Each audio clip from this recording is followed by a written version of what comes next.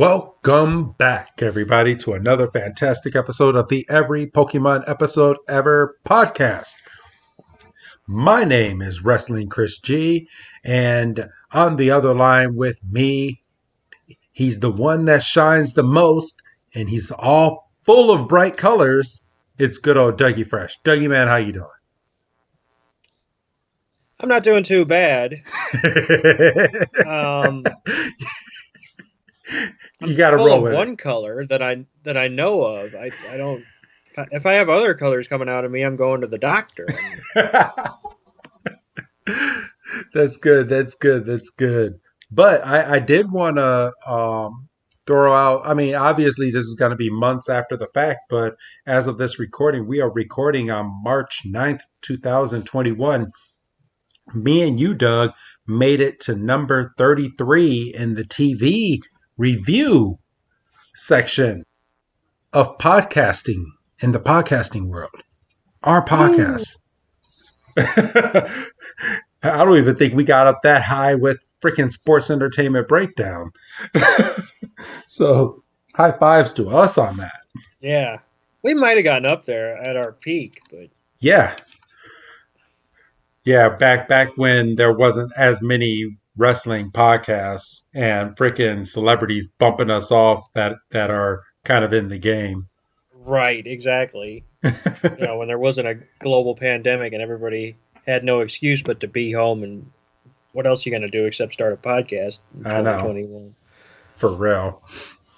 But today is the special episode, as you all know, because you clicked on this episode. But today is the Cyber Soldier Porygon episode. Never aired here in the US, only aired one time over in Japan for reasons of it sent a lot of kids to the hospital. Yeah, a lot of kids got sick. Um, uh, Photosensitive, prone to seizures.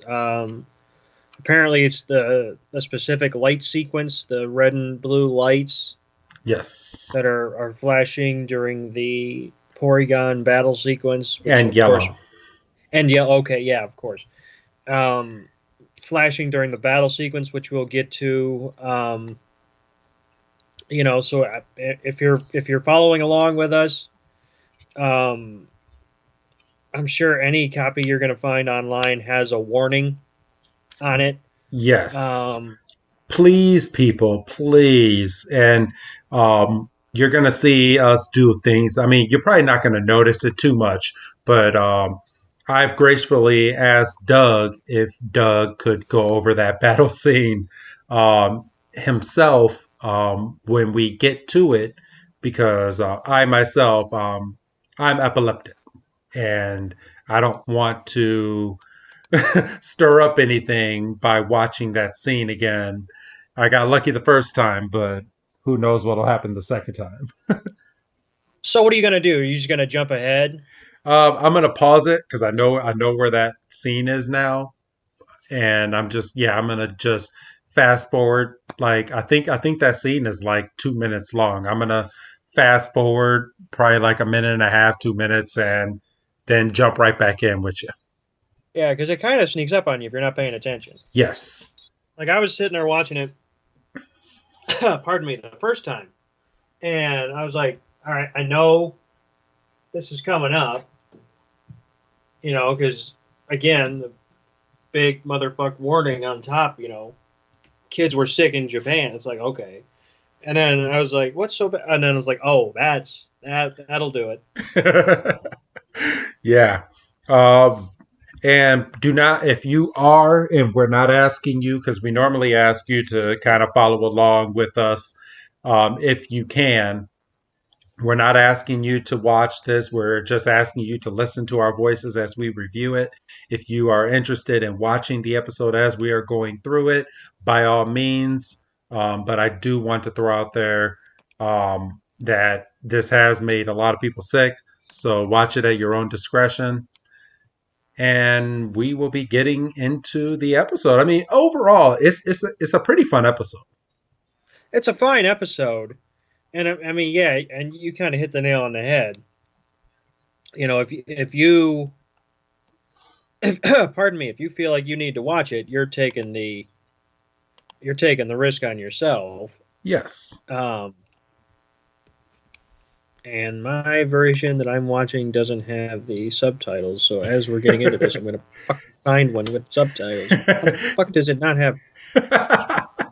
I am gonna say one thing. So I have it up on the TV that I'm getting ready to view myself, and it's funny because the theme song is in Japanese, and I remember as a child, my father would take me to the comic book store, and I got a few different copies of Pokemon in Japanese with the subtitles at the bottom, like and now that I'm thinking about it, these might have been some bootlegs. Now that I'm thinking about the type of case that these movies were in, but I'm thinking about that now. But I remember I watched Mewtwo Strikes Back before it came here in theaters. So I had that on VHS and then went to the movie theater and was like, what the fuck? I got this at home.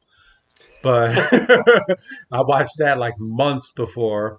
I saw Togepi. I remember I grabbed an episode and saw Togepi before Togepi was a thing out here in the US. I remember that. Um, and the theme song that they would play, I've watched those episodes over and over and over again. That I could probably sing to you the Japanese theme song. I can't do it now, but that's how much I watched it. When I pulled this episode up, that theme song played. I was like, oh, I remember this song. Oh, I was like, oh, this brings back some memories. Yeah, So it's definitely a different song than what we got. yes, it's a happier song. Yeah, a little bit. So, all right. So enough. I guess we can say enough lollygagging and reminiscing that we can kind of get into this. But this episode aired in Japan on December 16th, 1997. And we like to go back in history on this date and pull open some things that happened in American history, Canadian history, any history that we can find that's significant that we could talk about. And on this day in 1773 was the Boston Tea Party, the day that American rebels disguised themselves as Indians and threw 342 chests of British tea into the Boston Harbor, paving the way for the American Revolution. Yep, they didn't. The American colonists didn't want to be taxed by the British, so we hit them where it hurt, which apparently is in the tea bags. And yeah, so we dumped a bunch of perfectly good tea into the harbor, and And made tea. It made their harbor a bunch of tea. Just yeah, add but I some. don't know if I want to drink because that couldn't have been the cleanest water. It couldn't have been, but just add a little bit of sugar. Just get a A lot, filter. a lot of bit of sugar, No, just a little bit. Just just sprinkle it in there. just a pinch. Yeah, just a pinch. You got to just sprinkle it in. It'll even itself out at some point. Take a filter, put it in the water, scoop it up. You're good. It'll even itself out. Yep. So Oh man, there were no fish harmed in this process. I'm joking.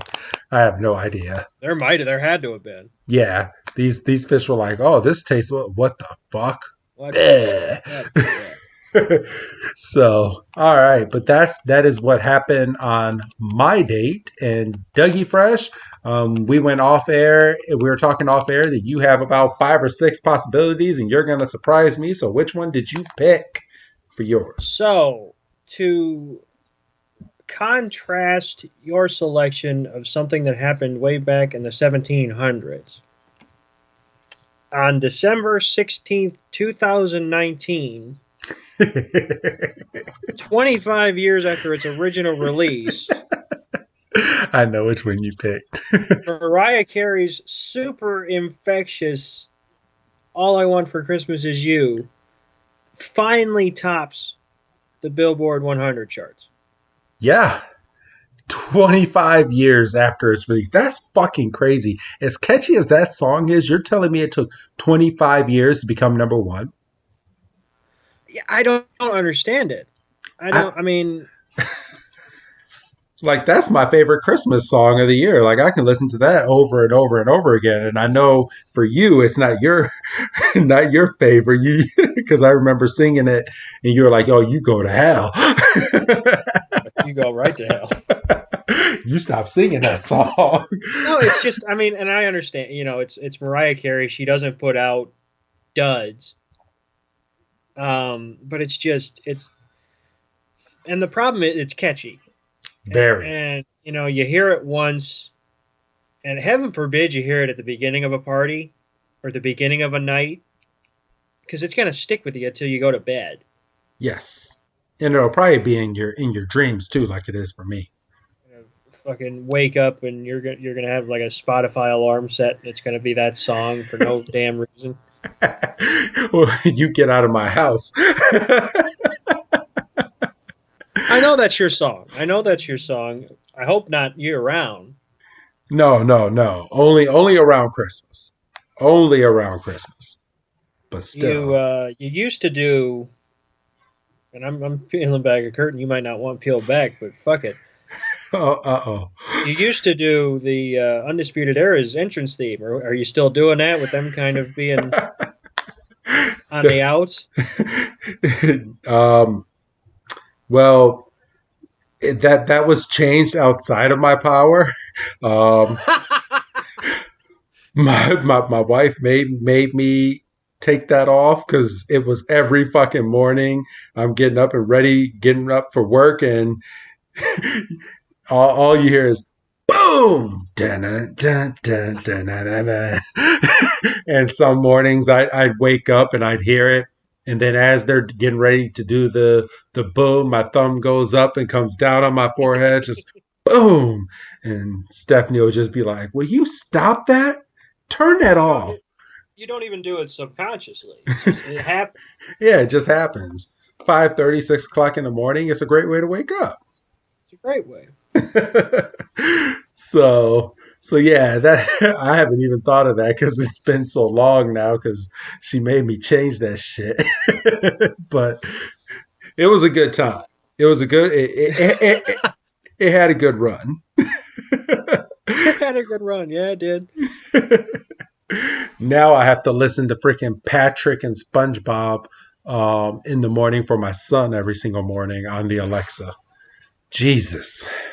Oh, I'm sure that got old real quick.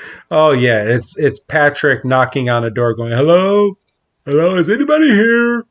Is anybody here? Hello, hello," and it repeats itself over and over again until my son goes over and hits the button and then falls right back on his bed, going, "I don't want to get out of bed." Mm-hmm. I'm like, boy, you're still at home for school. You better get your ass up. Got no excuse being late. For real. So, all right. So that was mine. That was yours. You ready to jump into this grand episode, Doug? I am excited to get into this. It's probably. I mean, there's only been 3 of them, and one of them was a complete dud. So I mean, I don't really know if it's fair at the moment to compare it to the Legend of Dratini. I mean, talk to me in an hour and see how I feel. But.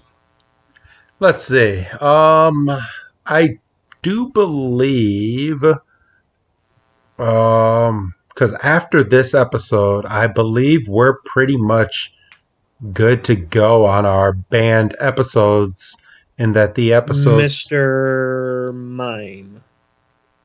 Or no, not Mr. Mime. Jinx. No, Jinx. Well, we have quite a ways for that. Actually, we have 2 back-to-back episodes that did not come out right away. Really? Yeah, we have Jinx and then we have Snow Way Out. So yeah, one of them is the Jinx episode, and the other one is um, Ash, where he almost died inside of a cave, and Charmander kept him alive with his burning tail. No, So why is that one banned? But the uh, entire episode where they I, introduced Charmander was him dying for like I 15 minutes. I'd have to go back and see why there was a gap. And I think Jinx might be in that episode. I can't don't quote me on it. Ah, But this was still back when Jinx had blackface and wasn't purple. right. So we will see. They're both Christmas episodes. It's one the first one's Holiday Hijinks, and the second one is called Snow Way Out. Oh, okay. And they probably didn't have time to change it. And okay, well that makes sense. Yeah, because they're Okay. it's back to back. Okay. So all right, so I am starting my episode out, and the narrator is starting this off by saying that they had just left their last town, and the trio has had its up and down, and freaking Misty is trying to get Psyduck to drink out of a water fountain, and Psyduck ain't having any of it. It ain't going well, and Brock and Ash are sitting on a bench eating. I want Donuts, to say, yeah, well, donuts, rice balls, whatever the fuck. rice balls. And Pikachu's drinking tea. it's made reference to that Pikachu is perhaps the most exhausted of the Pokemon. And Ash goes, "I understand. We'll get you to the Pokemon Center right away. right." And then we get the, pardon me, we get the title sequence. Yes. So we go straight from that, and we're at a very weird looking. Let's pause this here real quick. So Mm-hmm. this Pokemon Center literally looks like a hot air balloon that's on the ground behind some doors. It's yellow and bright blue with a big With P. a pink P in the middle. Yes. And of course, if you listen to last week's episode, Ditto's Mansion, you'll make note that Team Rocket's mode of transport was a Meowth hot air balloon. Yes. So I'm going. You know what? Real quick, Doug. I'm going to look up because they keep saying Mascha City. I'm going to find out what the name of this city really was on Bobapedia real quick. Cyber Soldier Porygon. There we go. And I'm going to. Where is it? Where are you, Bulbapedia? Bulbapedia is not a thing. All right, let's see. The hell it isn't. I know it isn't. There we go. All right. Bulbapedia.net. Electric Soldier Porygon. Apparently, that's what it's called here in the U.S. By the way. Right, right. All right. Let's see. Let's see. Episode 38. So the synopsis is it says Matcha City on here as well. All right. So I guess that's what we're going to go with. I guess that's what we're going to go with, but it doesn't really matter at the end of the day because this only aired once. Yeah, it only aired the one time, and it I get yeah I just wanted to kind of tie it to the Pokemon game, to be completely honest. Um, Yeah. but I mean, it but that name definitely didn't stick out to me when I watched it.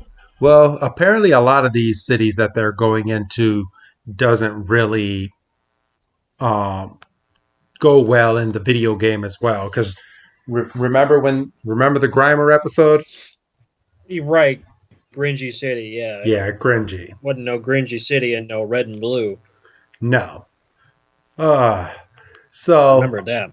all right. So this so we go into the Pokemon Center in this episode, And this is where we get the first instance as to what's going on in this city. So apparently, Mhm. Nurse Joy is on the phone, and people are having problems transferring their Pokemon. The Pokemon's going into the transfer machine, and it's being transferred, but it's not ending up in the place where it's supposed to go to. So clearly, somebody was pulling the cable out before the trade was over. Yes, and of course the trio comes in as she is on the phone taking all these phone calls, and Nurse Joy is like, "Oh, you didn't get your Pokemon? Okay, we'll investigate it. Oh, you didn't get your Pokemon either? Okay, we'll investigate it." And the Brock is just like he's like, "I wonder what's going on in here," and they're kind of listening, and then we get this weird looking guy with some circles around his eyes, and he says, I built this transfer machine myself. There is nothing wrong with this machine. There is Is it no. his eyes, or is it just the way his glasses are? I. The way that this episode goes, I'm going to say that those are his eyes. Yeah, well, I'm I, gonna go with glasses, so we'll split the difference. well, look at Brock's eyes. What about him? They're shut all the time. Right. Go ahead, dig a little deeper, see what happens. I'm just messing around, people. All right, but so Nurse Joy is talking to this guy, and he's like, I built this machine myself. I did all the programming. People have complaints, but it doesn't mean anything because there's nothing wrong with my machine. I'm transferring all these Pokemon, and he's continuing to transfer all these Pokemon. And Nurse Joy is sitting there saying, she's like, well, all these people have all of these complaints. And then in comes Ash, Misty, Brock, and Pikachu. Sticking Yep. our nose where it doesn't belong at all. I know. This has nothing to do with them. How did I they even mean, get back there? right? Isn't there? I mean, she's obviously she's back there, and what's a Chansey going to do to stop him? Um, so basically, well, before the trio kind of sticks their nose in where it doesn't belong, we get a visual example of what's going wrong. So we see a Ninetales is being transferred, and then on the other end, when that Pokeball arrives, there's a Magikarp in there. Yes. So that's all kinds of fucked up because Pokemon are in this world. Pokemon are physical beings. Yes. But when they go into a Pokeball, they become, I guess, data. I guess. I mean, I'll take that. It's something. But that's bullshit because we've established in previous episodes that Pokemon can hear and It's a kid's show, Doug. this has to be the record. This has to be the earliest It's a Kid Show move on that we've done in 38 episodes of this show. I know, for real. Anyway, so Ash sticks up and goes, "Hey, what's going on?" And basically, Nurse Joy, orange check mark, by the way, or cross. Yes. Um, Good catch, Doug. Good catch. well, every time I tell you, you fucked me. Nurse Joy basically gives the same rundown that she was given on the phone and giving to the professor, and she gave to us like 5 seconds earlier. And she says, "Well, it appears that the professor sees that there could be a potential virus in the code, but he doesn't want to admit it because that would imply that he didn't do something right." And then we find out that he finds out that there might be either bad coding or a virus. and then Ash, of course, being 10, has to kind of be the audience and go, "I didn't know a computer could get sick." I know. We see Ash get an image of what looks like a sick computer being attacked with a pitchfork by a dog. That didn't look like a dog. That looked like a demon.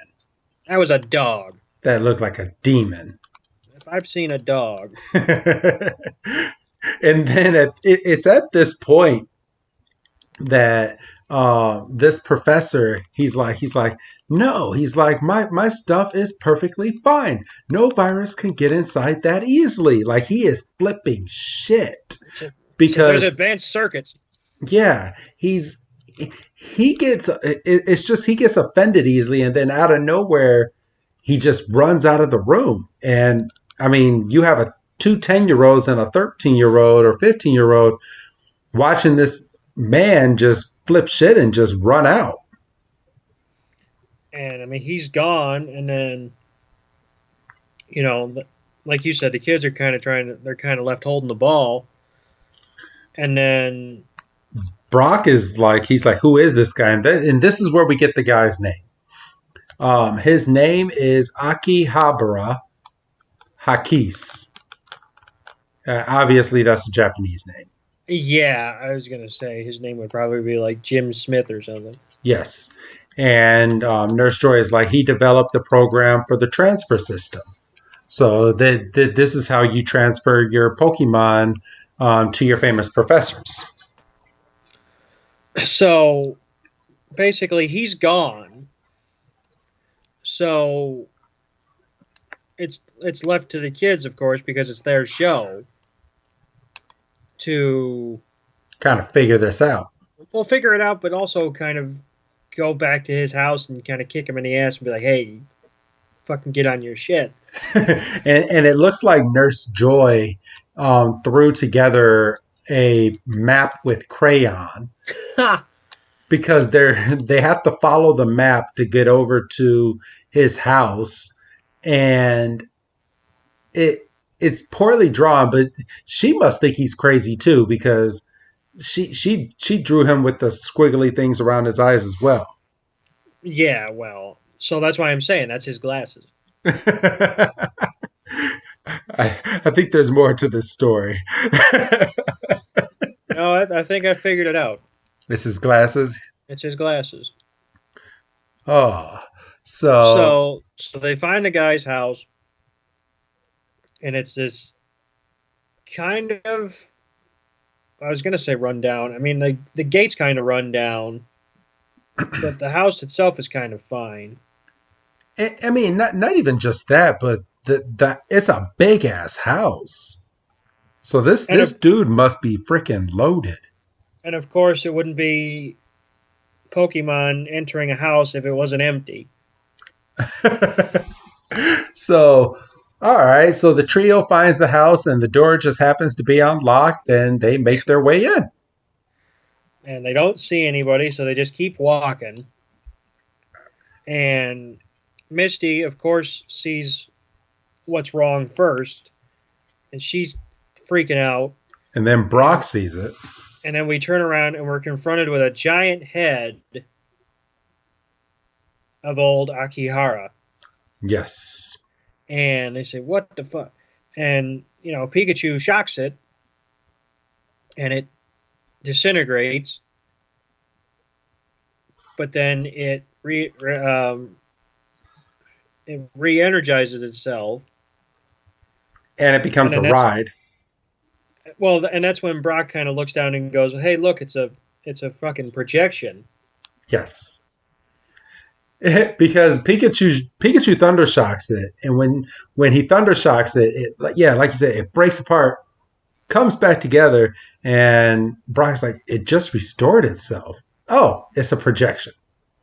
Because and the thing kind of mocked him too, because as soon as it comes back together, it mouths out the words, "Just kidding." Yeah. So, like you said, then we find out that it's kind of basically like a Roomba, and the projection leads the three of them to a room with a giant glass tube. Yes. And because they're ever so trusting, and because there wouldn't be a show if they didn't, they get into the damn thing.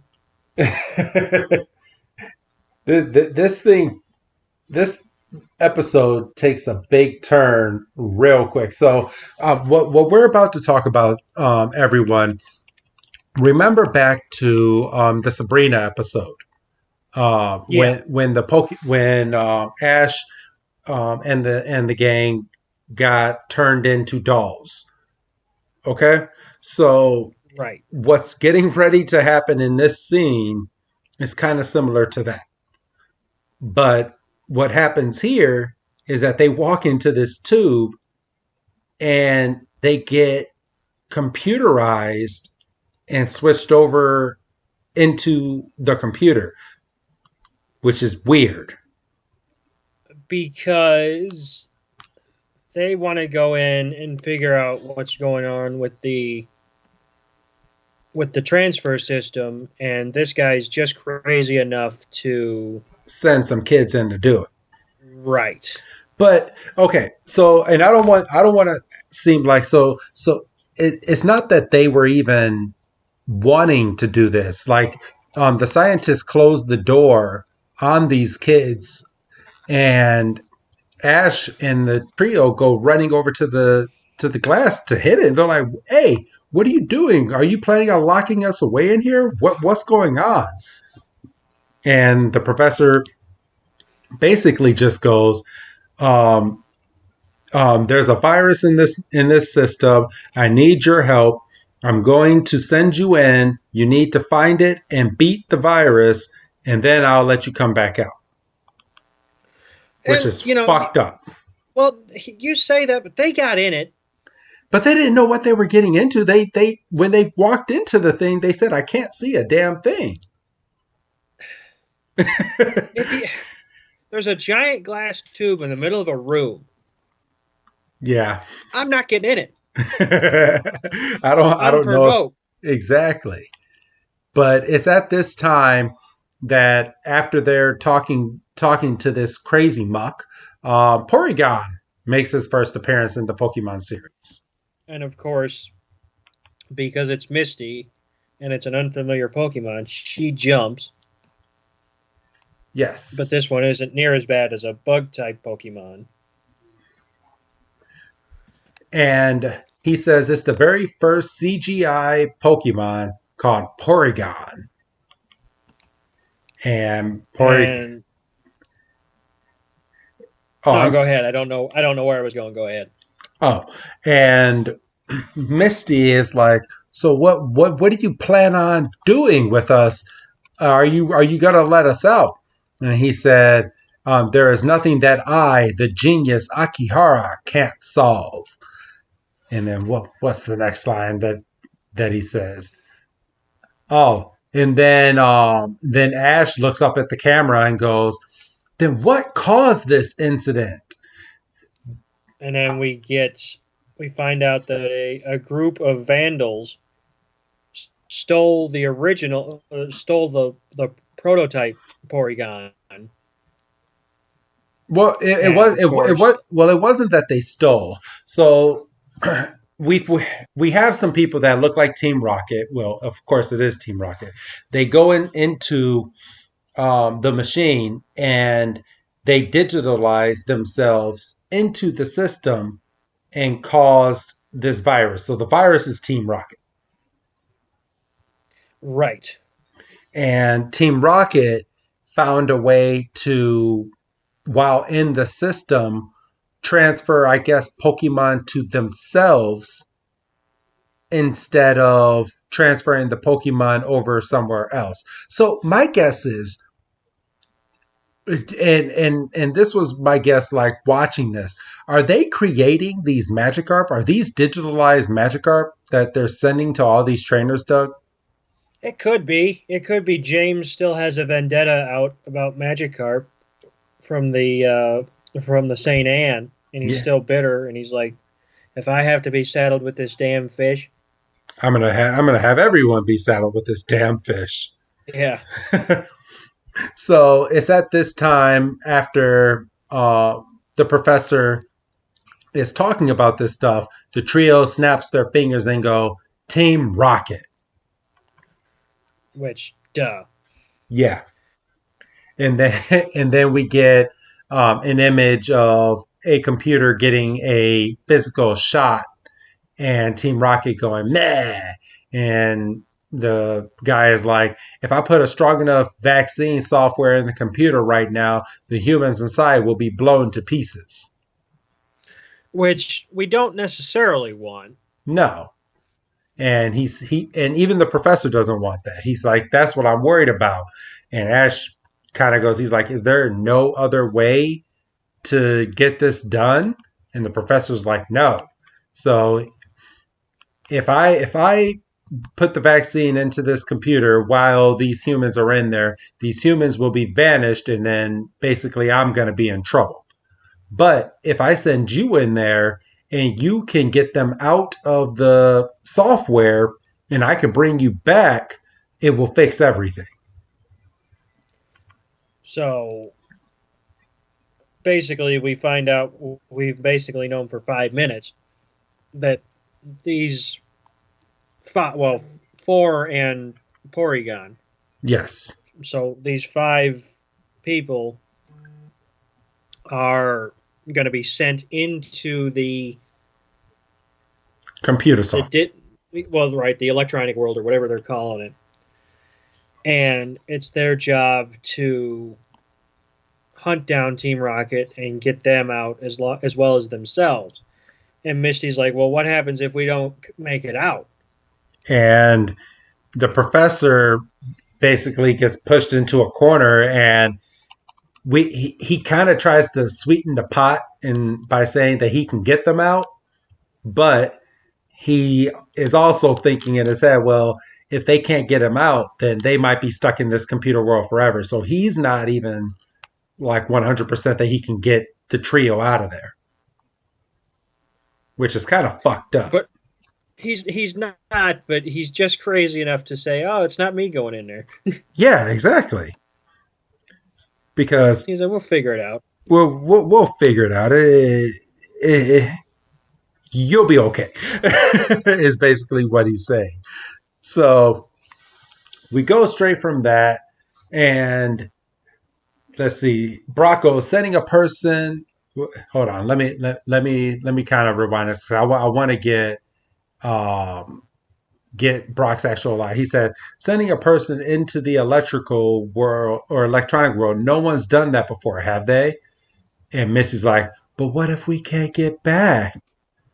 And the professor goes, I promise you, as the first to enter the virtual world, your efforts will gain you great standings in the scientific community. And he's just nuts. He's talking out of his ass. Yeah. And Ash is like, that's not really the sort of promise that we need. And he's like, yeah, good luck. And then he shoots on the machine and digitalizes everybody. And they're off into the computer world. So Ash doesn't want to go because he's not promised that he's going to get out. Misty's saying, stop it, stop it, stop it. She's smashing this glass. She's like, I don't want to go in. And then all of a sudden her body gets digitalized. And then Misty's like, oh no. And then they all fall into the computer world. And it looks like they're going to fall for a while. And I mean, and they're not really freak. I mean, Misty and Pikachu kind of. Well, Brock and Ash, they're just kind of floating. Yeah. They're like into some shit. And it's not until Misty goes plummeting past them that they go, oh shit, we're falling. And then here comes Porygon, who makes himself like 12 times the size that he was just a second ago, and catches the gang, and they start riding on Porygon. And then we get some 1997 gobbledygook about, this being like a highway system. And Yeah, Brock says this is a network highway. That highway is what sends the mass or the monster balls, well, in this case, Pokeballs. And if we follow it, we should reach Team Rocket. and yeah, so they're riding on the back of this Porygon, and then we see a huge vat of Pokeballs look gummed up behind a couple of security gates. And Yeah, Team because Rocket, it's too big to transfer all at once. So it's basically going into the computer one at a time, and all these Pokeballs that Team Rocket is taking is backed up. Yeah, so it's basically, I mean, on its face, it's bullshit because there's like billions of Pokeballs behind like one gate, Yeah, so it wouldn't work. But it's a kid show. yeah, Um, kid show. And then we so and then this is where we get Team Rocket officially in the episode.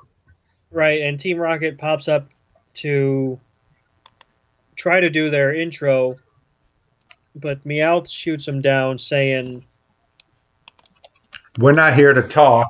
We're here to get all these Pokeballs, and we have to find a way to get all of these Pokeballs through in enough time. and Jesse and James are kind of sitting there having some tea, going, "We're the only ones in here. Calm down." And then Ash, like 5 milliseconds later, goes, "Hey, Team Rocket." Because of you, the Pokemon Center is in a is in chaos, and Meowth just gets so pissed. I feel like they animate Meowth in these Japanese episodes a lot more vicious than what he is here in the U.S. Because Meowth looks straight up at them, and he's like, "You, hey, it's them again," and he is just pissed. And Team Rocket's like, "Just leave it to us. Go Arbok. Go Weezing." And they're about to have a and Pokemon battle in the digital world. and Weezing shoots out some smoke, and Porygon becomes kind of takes Weezing's form. So we've basically had 2 episodes in a row of Pokemon basically being shapeshifters at this point. Yeah, And we get a giant tackle, and Weezing is knocked onto the rest of them. And Porygon looked like a straight up freaking acne, yucky Pokemon. Ew. and then we get, because apparently we don't have Dexter, we get the professor popping in, basically saying what that move was that Porygon just did, and he said it's called Conversion. conversion. And he says it He said, go faster. yeah. He said it. Oh, I'm sorry. He said Porygon has the power to take the appearance of another Pokemon and attack with its And attach it to its surface. attach it to its surface. Yes. Which I don't know about you, but I don't remember Porygon having that type of power in the Pokemon game. No, No. no. Me either. I remember that specifically being for Ditto and Ditto alone. Right. Because him having this power basically makes the entire episode previously pointless. Yes, exactly. Maybe it's a good thing we didn't get this episode in the U.S. Now I'm sitting here going, they're going back on themselves. That's a little bit of pokey bullshit. So Meowth is standing here, and he's like, "Then we'll fight Porygon as well." And then Jessie sends out her. Jessie has her own Porygon. It's the Porygon that they stole. Yeah. So they have a Porygon, and that Porygon becomes 12 times the size, and then we have a big Porygon battle, and they're going back and forth. And I kind of feel like we're getting up to that scene. I'm not sure exactly where it's at, but I'm going to pause it. Yeah, we're not 100% there yet, but there is some light flashes. It gets really bad later. But yeah, it's basically we just have a little bit of back and forth of the Porygons becoming like shields and hammers and stuff. Yeah, And kind of bullshit. then the professor pops back in and says, "Takes this. God bless this." He said, Action. why are you just standing around? Take this chance to restore the high ray so the Pokemon can flow properly." And just yelling at him. AKA move the damn barricade. Yeah. This guy's using 20 words when all he needs is 5. So they're starting to move the barricades, and as they're moving the barricades, you see all the Pokeballs start flashing one by one, and they're vanishing and they're going away, and they're being reversed back over to the original trainers because they can't get through. Or are they being completed? No, I wouldn't say they're being completed because remember, there's a backlog. So the Pokemon are trying to go one way, and if they can't go that one way, I believe they're being transferred back. Okay. In my head, I mean that's the way I see it because the barricade was there for the Pokeballs to continue to go forward and not backwards. Right. Oh, no, I mean that's I wasn't sure. But Jessie takes this and she's like, "What are you doing? Those are our Pokemon." And Meowth, like I said, Meowth is fucking more vicious in this episode than he is in anywhere else because he's just like, "Yeah, those are ours," and just starts charging at Ash. And then Pikachu sends a shock, and um, good Porygon knocks Team Rocket Porygon into them, and they go away. But there's still 8 minutes left in the episode, or 9 minutes left in the episode, so they're probably not gone for good. Nope. But okay, and I know it's a kid show. Okay, so I'm gonna pause this real quick. How can they Pokemon battle inside of a computerized machine? Well, at this point you're in the machine, so you're basically just battling with code. But wouldn't that okay? I'm getting too technical with it. I was like, wouldn't that code just fry and corrupt the file in real life? I mean, yeah, but It's a kid show. right.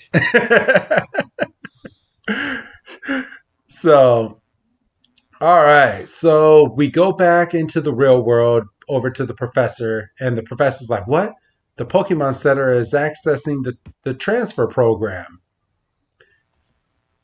And then he's like, "Just what are they trying to do?" And then he puts in a and then someone puts in a floppy disk. Oh, it's Nurse No, Joy. that was a CD. That wasn't a floppy disk. That was an honest to goodness like CD. Oh, it's a CD. And Nurse Joy says, "Well, then, if you please." And this guy on the computer goes, "Understood." And he And pops up on a computer, and the professor pops up on the computer screen to talk to the Nurse Joy. he's like, "What's going on?" And she's like, "Well, somebody they sent over basically they sent a tech over to the Pokemon Center, and He's using a strong vaccine to put into his computer program, and this just makes the guy go crazy. he's like, that's exactly what I didn't need to happen." And Joy's just all happy go lucky. She's like, "It'll be fixed in a couple of minutes now. Bye." And she leaves, and he's freaking out. Because it's at this point that the professor is like, "Wait a minute, if they put this vaccine into the computer, I have children inside of the computer system fighting this thing, and there's also Team Rocket in there. It will completely obliterate these kids. I'm going to be in trouble. What the fuck am I going to do?" So, and then we get the who's that Pokemon? It's Porygon. Um, and then we see Ash and them are still moving barricades, and they say, "Okay, there's one left." And just as they're about to go reach for it, the professor pops up on the screen and says, "There's big trouble." Yeah, because there's a big vaccine coming in, and we need to get you guys out of this computer system. And trying to get the freaking caption to catch up. So Brock is Brock is like, what happened? And the professor's freaking out at the trio, and he's like, "There's a strong vaccine coming in here, and if it reaches you, you will be stuck in this computer world or be vaporized forever. So we need to get you out of this computer system fast." And then Misty has the dumbest line of the episode go, "I didn't want that to happen." No shit. So then, as they're kind of sitting there crapping their pants, we see one of these vaccine mobiles come out of the tunnel, and it identifies the trio as a as a virus. as a virus, and it brings out the needles and it locks onto them as targets. And Ash calls Porygon. He says, get us up. So And Porygon picks them up and they are out of there. And this is where trouble ensures because there's Team Rocket. Team Rocket also sees them flying away and they're like, wait, you wait up, cowards. And Ash finally gets a heart and goes, well, if you guys don't run too, you'll never get back to the real world either. So you better start flying. right, and I was gonna say, well, why didn't they pick him up? And then I realized, oh right, they have a Porygon too. Yep. And okay, I see it now. This is when the shit's getting ready to go down. So, Doug, take it away. So it's about this time where we see one of the program bots shoot a couple of vaccines towards I think one of the last remaining signs that were holding back the Pokeballs, and that's when Team Rocket realized, oh, this is some real shit, because they barely dodged out of the way of the needles in the first place, and yeah, this is definitely where it starts. Doesn't the rocket or the little machine um, turn into like a fucking needle rocket at some point? Basically, and Team Rocket's basically paralyzed by a large swath of blue light. But it's at that point where their Porygon drops in and scoops them up. Poor James is hanging on by the wing. He's like barely on there. And the vaccine mobiles are in hot pursuit because again they're locked on as viruses. And then as the explosions are happening, that's when the shit hits the fan in terms of the light sequences and The big um, kabooms are like red, yellow, blue, and what is it? Just red, yellow, and blue? yeah, and it's just and I mean there's a few flashes of green, but they're isolated, and it's just they're for long enough where like just me sitting here, just my eyes hurt. I mean, and that's all it is, but it's unpleasant, Yes. and so they're basically getting away, and the guy who put who the center sent over is like tracking all this, and he says, The vaccine has an even stronger command. All right, I'm back into right, it now. And he's locking on to the Porygon and sending the big beam over to hit Team Rocket. and that's just well, okay, and there is a little bit more here. Yeah, just that one's softer than what we just saw. So there's another explosion. It hits Team Rocket. Team Rocket looks like they're about to faint. Nurse Joy. We go back to another scene where Nurse Joy is telling the professor, "Fix it immediately and don't use that command again." So basically, what the professor was trying to tell her, but she wasn't listening. Yeah. But now because she said it, now it's serious. Yep. And she goes, if the transfer program crashes, we can't start it over. So she doesn't know that the kids are in there, but what she's concerned about is all the Pokemon that's stuck in this virtual world. If everything crashes, all these Pokemon are going to die, and we cannot have that on her watch. Right. And then we find out that Team Rocket fell into a void, and that their Porygon is out, like in terms of like knocked loopy, Yep. and the vaccine has found them, and well, no, they didn't. They're just in this hole, Yeah, and they're just in a hole. Porygon is fainted, and they can't get out. But and it looks like Ash sees Team Rocket in the hole and goes, "We need to save them." because as you pointed out earlier, he has a heart when it suits them. Yes. So they go down to save Team Rocket, but it's at this point that the freaking Rocket vaccine finds Team Rocket as well. And Team Rocket screaming up, "We're not viruses, we're humans. Please help us. Don't kill us." And they get zapped up, and they kind of assume that they're fucked. Yep.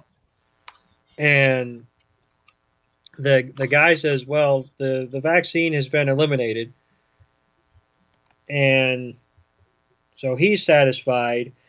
And then we find out that Ash used Bulbasaur as a goddamn Swiss Army knife again, And picked up Team Rocket. and they're floating back. We can assume to the main world on Bulbasaur's whip on the bottom side of Porygon. Porygon.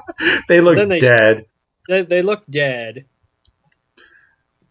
And I don't want to dodge over this line, but it's at this time that we go back to the scene where Nurse Joy and this computer tech guy are there, and the computer tech guy is going, "Well, the vaccine has worked," and Nurse Joy goes, "We did it."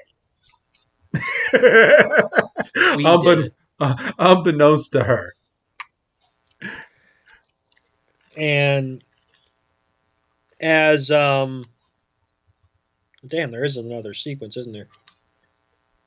Yes. And It, as Team it looks Rocket like thinks that they're saved, and they start rocking Porygon, and Porygon's, let's see, um, oh yeah, Porygon starts rocking back and forth, and Missy's like, "What's going on?" And the professor comes in, and he's like, Perhaps you all are overweight." "Okay, Porygon," and Porygon is like struggling to keep up. And he's like, "Should we drop these guys off after all?" And Team Rocket's like, "Wait, no, don't do that." And then we get another sequence that the fucking vaccine is back. and they shoot out like their last ditch effort rockets as the group is heading towards the portal to the outer world. And there's a big fucking explosion. Oh shit. And This yeah, one, this is the scene. Okay. and everything blows up, including the mansion, and everything's left in rubble. And our heroes are okay. And then we do see at the very last second, Team Rocket get dumped out, and they get up and they're acting all menacing. And And then then we find out Porygon's in the real world and not in an actual computerized system anymore. right, So it's a real Pokemon now, guys. and like I say, Team Rocket gets up like they're going to square up, and they say thanks and they run off in the other direction. So they actually get to leave on their own accord. They don't have to blast off. And the professor's distraught because his machine's destroyed.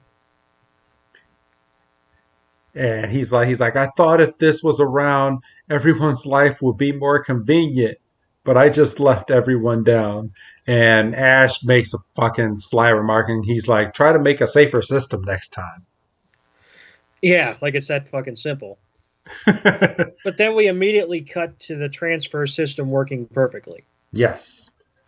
So they're back at the Pokemon Center. Nurse Joy said that the vaccine worked and that everything is back online and everything is good to go.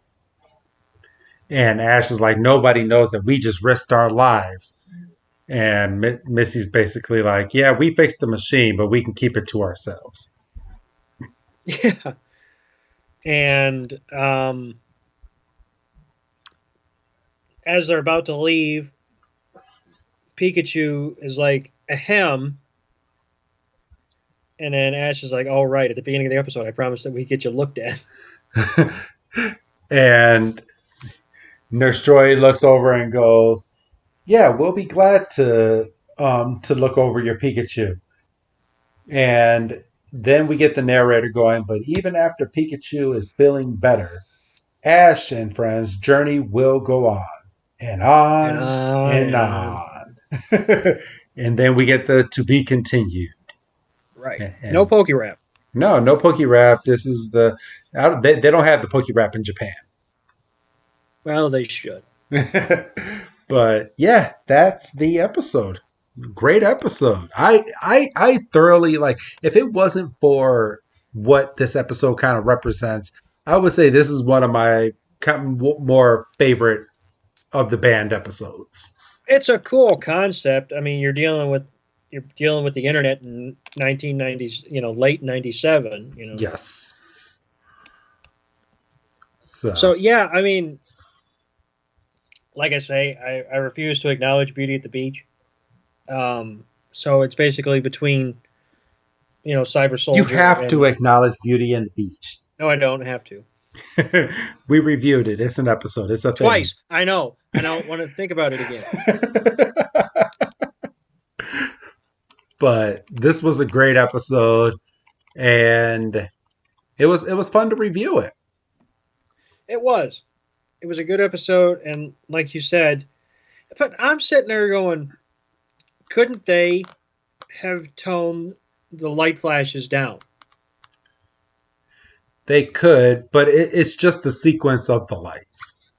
So even if they kind of toned it down, people that are sensitive to those type of lights, because even if you slowed it down, I mean, it's those bright lights still will hurt your eyes. Yeah. So I mean, maybe they could have, but I mean, again, you don't want to take that chance. You already saw what happened in Japan. There's no point in bringing it over to the U.S. and having it potentially happen again because who knows how much they got sued for that. Right. So I don't know. I mean, we lost a lot of kids during that because a lot of kids got sick and some of them didn't even make it out. So I mean, it's just sad. So I mean, we reviewed the episode. We're perfectly fine. We're not condoning anyone else to watch this episode. We hope you enjoyed our review and you're able to keep up with us. Right. So, do you have anything else that you want to add to this episode, Doug? No, I mean, I've kind of started this trick where I'm trying to be like a little bit ahead of where we are. So like I knew I didn't have to necessarily go back and rewatch this episode because it had subtitles on it already. So basically I did watch it, one time all the way through, you know, whatever, about a week ago now. Yes. So I knew I didn't have to go back. So like right before we got on here to do this episode, I just watched Pikachu's Goodbye. Sad episode. Yeah, that episode can fuck right off. That episode will fuck with all your emotions. Yeah, that episode can do one. So I'm not 100% looking forward to it, just because. Yeah, but like, I mean, it's a good well, this isn't the episode. But no, this one was good. I think you said, and I can't remember if I don't think we were on the air at the time. I think you said after this episode, we're kind of good with banned episodes for a while. Yeah, so the episode this is the 38th episode, and the next time we get to another band is episode 65. So we have about half a year before we even get down to that. So yeah, we've got some time. Like I said, Pikachu's Goodbye is next week, and yeah, Yeah, hopefully, if you did choose to watch this episode with us, you were safe. yes, You were watching it in well lit room a well lit. Yeah, exactly. and not too close to the TV. Right.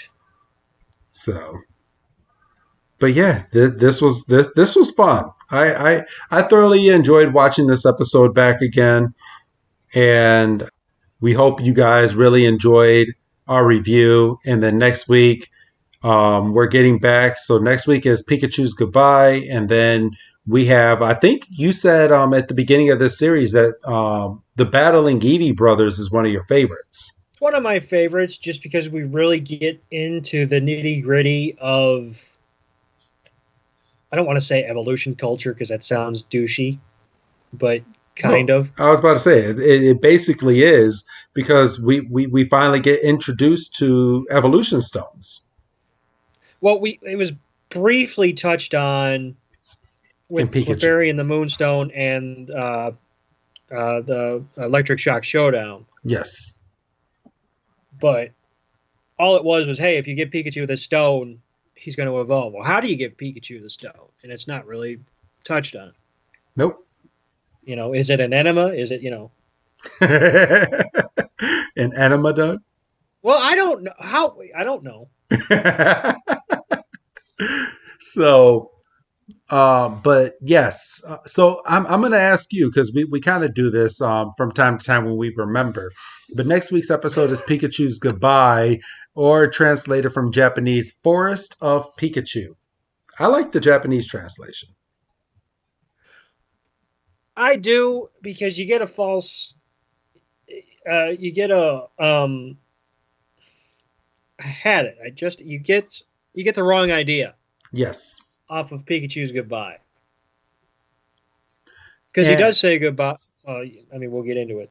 yeah, and I just watched a recent episode of Pokemon Journeys where they kind of tugged at this string again on the off chance that Pikachu was leaving Ash because Ash was spending so much time with his other Pokemon and Oh, not for spending goodness sake! and not spending time with well well Ash gets another Pokemon that wants to kind of walk around with him outside of the Pokeball, I see. and Pikachu gets a little who the fuck is this guy? So, but we have a long ways until we hit that. But I mean, probably not too long if we end up doing another part of this series at some point. So it'll be fun. We got some time to sit down and talk. So, all right, Doug. Say goodbye, Doug. Goodbye, Doug. And this is Wrestling Chris G telling all of you that I'm glad you tuned into this episode, and we'll be back to our regular broadcasting next week. Have a good night, everybody.